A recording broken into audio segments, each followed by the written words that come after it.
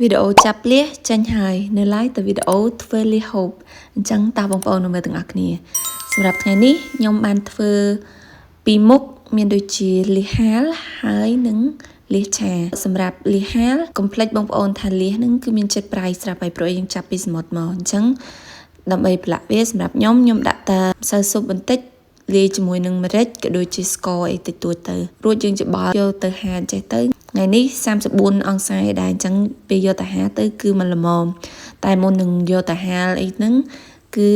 ពួកខ្ញុំបានស្រុះទឹកអីបន្តិចដែរអញ្ចឹងបងប្អូនអាចធ្វើតាមវិធីសាស្ត្រខ្ញុំឬក៏អាចធ្វើតាមវិធីសាស្ត្របងប្អូនបើអត់មានថ្ងៃទេបងប្អូនអាចដាក់នៅក្នុង oven អីបានតោះបងប្អូនមើលទាំងអស់គ្នាថារសជាតិយ៉ាងម៉េចណានាទីហ៎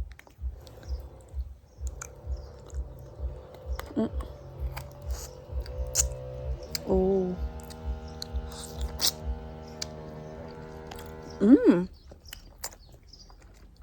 ដូចនេះយ៉ាងហ៎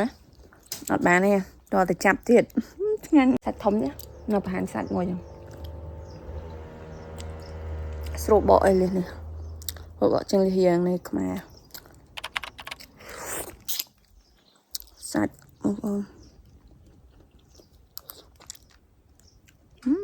ផ្លាក់ហាអញ្ចឹងទៅមានអីបងប្អូនមួយយ៉ាងដែរហើយណាមួយផ្លាក់ទៅមិនល្មមហូបដែរហើយវាសមរម្យដែរសម្រាប់យើងនៅអូស្ត្រាលីដែលយើងអាចទៅហូបតនៅខ្មែរអញ្ចឹងនេះម្ដងអាសន្នអាចទទួលយកបានហើយបើថាប្រៀបធៀបជាមួយលៀសខ្មែរលៀសអូស្ត្រាលីគឺថាលៀសអូស្ត្រាលីវារៀងខ្ញុំមិនដឹងគេនិយាយថាម៉េចទេតែរៀងយឺតជាងយើងខាំដូចសាច់ខាំទៅអត់មុតដូចលៀសខ្មែរយើងខាំទៅច្របនៅនេះរៀងមានអារម្មណ៍ថាតម្រាំយើងខាំដូចសាច់